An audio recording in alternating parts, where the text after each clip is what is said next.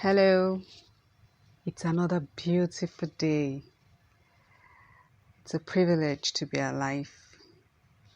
I'm thankful for health. I'm thankful for the breath in my nostrils. I'm thankful for the job that I have. I'm grateful for my friends. I'm grateful for my family. I'm grateful for the roof over my head. I'm grateful for clothes on my back. And I'm grateful for food on my table. I have so many reasons to be grateful since the gratitude journey started for me. And I also know that if you've been with us on this journey, you have so many reasons to be grateful. And for me, like I would always say, the busiest of all is the fact that you are alive. Life is the greatest gift of all. Life is that opportunity that you have to be anything that you want to be, to do anything that you want to do. If you don't have it, you can't really do anything, and you can't even worry about anything anyway. So that's why we've been on this gratitude journey. And if this is your first time, my name is Ituha, and thank you for listening to this podcast. I appreciate you for being here, and for my listeners who have been there, I just want to say thank you also for listening. Today, we want to quickly talk about having a great comeback by using the power of gratitude. You can have a great comeback from any setback. Yes, some people would say it's mere motivation. No, but with gratitude, you can have a great comeback. Because the more grateful you are, the happier you are, and the more you find a reason and begin to see more opportunities around you. Because you are happy, because you are grateful, you see more opportunities. One of the most challenging things to do is being grateful after a serious challenge or after a serious setback, like a job loss, even death. The pandemic is agitated a lot of people, job loss here and there, deaths of loved ones, the entire stress in the world because of the COVID. But we can find a reason to be grateful. It may be as challenging as trying to specifically sniff for, like a dog will, so that you can keep your joy. So you can have a great comeback by keeping a gratitude journal. That's what we're going to talk about today. Journaling your way to great comeback. That's it. You can have a great comeback in your health, your job, your career, your personal life. Even mentally, you can have a great comeback. Provided you still have the presence of mind, you can have a great comeback. A gratitude journal is basically writing about all the things you are grateful to or you are grateful for as a person. You can start with the basic, like I said, being alive, having a loving parent, having a partner, and even having friends, having clothes on your back, having food on your table, having shelter. These are the basics. You can be grateful for them all. The beauty of gratitude journal is that it keeps you focused on what is working. Journaling keeps you focused on what is working. It reminds you of happy times and the happiness that exists in your life. It reminds you that life isn't that bad after all. That's what it is. That's what it does for you. Writing a gratitude journal sometimes may feel like a chore when you just started. But if you keep at it, it becomes that peaceful time where you are all by yourself, reflecting on how grateful you are, how you have been helped, how people helped you during the day, during the week, during the month that is past, how you've had friends, the things that's kept you going, how you're able to pay your bills. You just sit all by yourself and you reflect.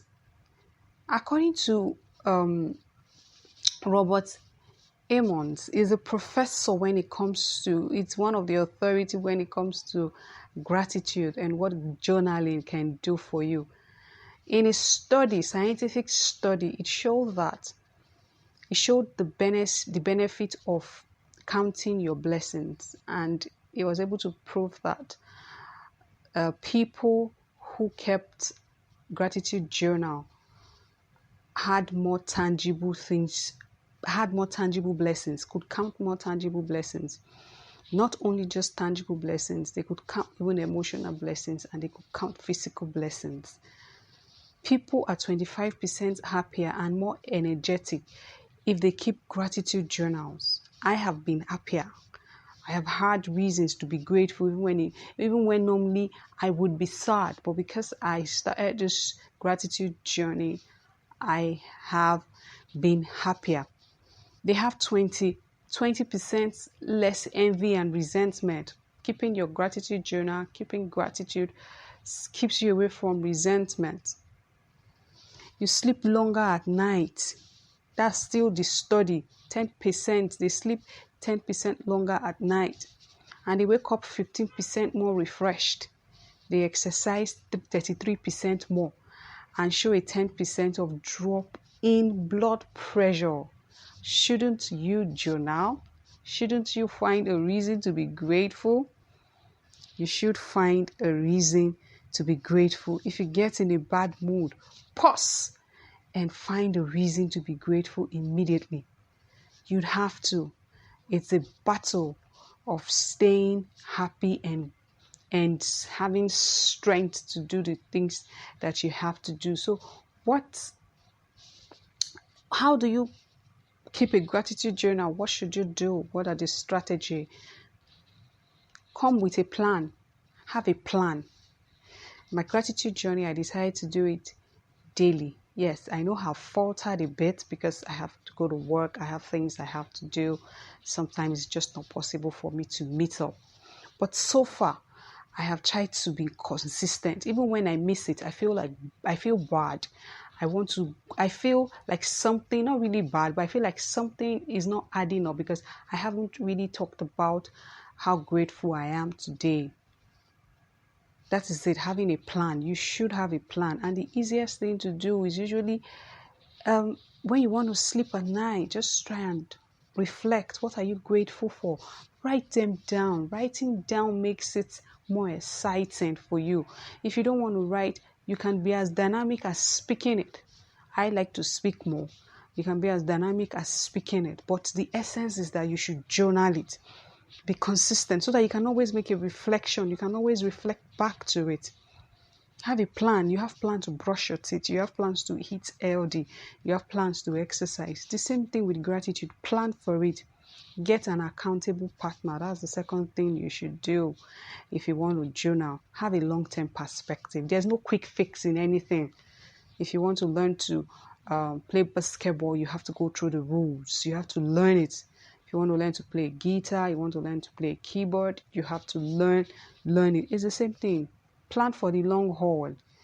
And the more you plan for it, and the more you do it, the more it's there waiting for you when you have a serious challenge. That's what it does for you. So have a long-term plan. Then try different approaches. Don't stick with one. You can get yourself a new journal.